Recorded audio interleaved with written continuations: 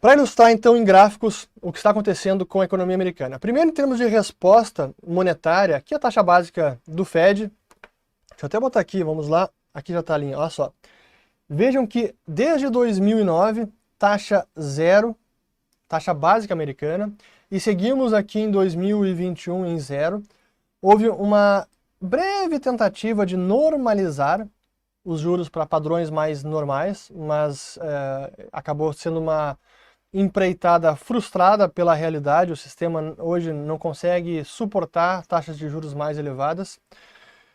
Em termos de impressão de dinheiro, aqui o ponto que eu trouxe, ó, foi ali em março, abril, realmente já estava ali acima de 7 trilhões de dólares. E agora, último dado atualizado, hoje, 13 de outubro, 8,5 trilhões de dólares. E isso não é apenas o Fed. Lembra que eu falei que o Fed acaba exportando inflação e os outros bancos centrais acabam tendo que importar a política monetária do Fed? Foi o que aconteceu. Banco Central Europeu, Banco da Inglaterra, Banco do Japão também imprimiram muito dinheiro para comprar ativos, para monetizar dívida pública, e esse é um termo bem de economista, que significa o Banco Central comprar a dívida do governo, financiar diretamente o governo. Claro que é um processo um pouco mais complexo, do tipo, ele não compra diretamente do governo, ele compra do sistema bancário via bancos, mas ainda assim, em essência, ele está financiando o governo. Então isso aconteceu em 2020 e 2021. E aqui que está a grande diferença, aqui pode até tirar da tela dos slides, que é aquilo que muita gente dizia que pode imprimir dinheiro que não causa inflação, e 2008 está aí para provar isso. Houve uma grande diferença, porque 2008 foi um processo basicamente do Banco Central comprando ativos do sistema financeiro. E esse é um processo bem técnico, que eu não vou aprofundar agora, mas ele consiste em o Banco Central criar reservas bancárias, que é uma espécie de dinheiro que fica parado nos cofres dos bancos e não circula na economia. Então é quase que uma troca de ativos. O Banco Central diz para os bancos, me passa aqui dívida pública, me passa hipoteca e toma aqui reserva bancária e deixa no cofre aí paradinho. E foi o que aconteceu durante praticamente toda a década passada, antes da pandemia. Então esse dinheiro não estava efetivamente circulando na economia. Como é que a gente conseguia mensurar isso? Olhando a base monetária, que é o dinheiro que o Fed realmente tem controle em que imprime, e que em larga medida é o dinheiro que fica inerte, não circula, porque essas reservas bancárias dos bancos. O outro agregado, o M1, que aí sim já inclui depósitos bancários, e o M2, que também inclui depósitos bancários a prazo, como a gente comentou na primeira conversa com o Dalton. Esse sim é o dinheiro que está circulando na economia. Então, olhando apenas o M2 e olhando a base monetária, a gente via que tinha uma enorme desconexão. Opa, falando de depois de 2008, base monetária explodiu, mas o M2 não. Ou em miúdos, para usar um outro indicador dos economistas, o multiplicador monetário caiu bastante. Tudo que foi criado de base monetária não repercutiu quase nada no M2, não teve o mesmo efeito. Isso foi até 2020. Agora, a partir de 2020, com esses déficits fiscais de trilhões de dólares, a coisa mudou completamente de figura. E aí sim que essas políticas foram altamente inflacionárias, porque impactaram todos os agregados, inclusive e sobretudo esse dinheiro que circula na economia.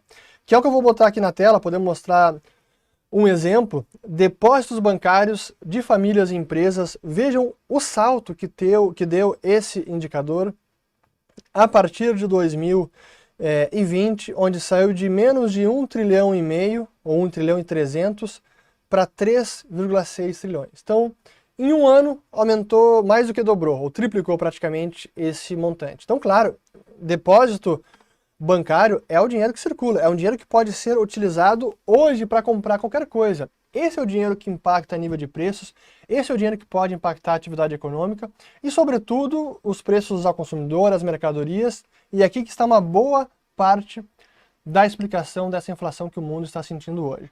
E se a gente olhar o que aconteceu depois de 2010, claro que teve uma elevação aqui, depois daqui de 2008, mas nem perto com essa explosão aqui que tivemos em 2021. Mas prossigamos.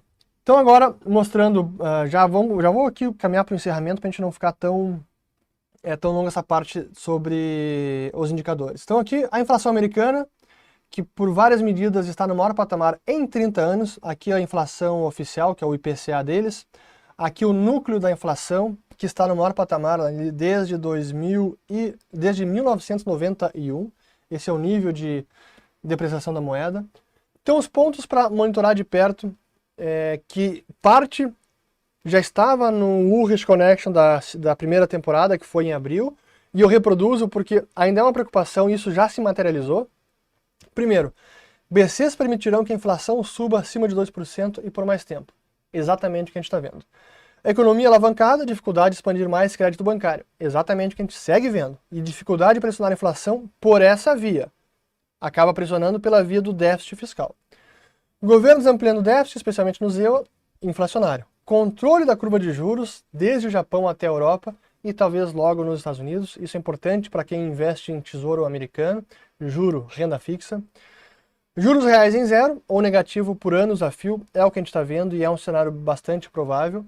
E nesse cenário, ativos reais como boas empresas, especialmente aquelas que têm como, até pode tirar aqui da tela, aquelas empresas como o Paulo Guedini trouxe na nossa segunda conversa, aquelas empresas que têm poder de repassar preços, o que o americano chama de pricing power, são aquelas que conseguem repassar a inflação. Então essas também têm potencial de se beneficiar ou de não serem prejudicadas mesmo numa economia inflacionária.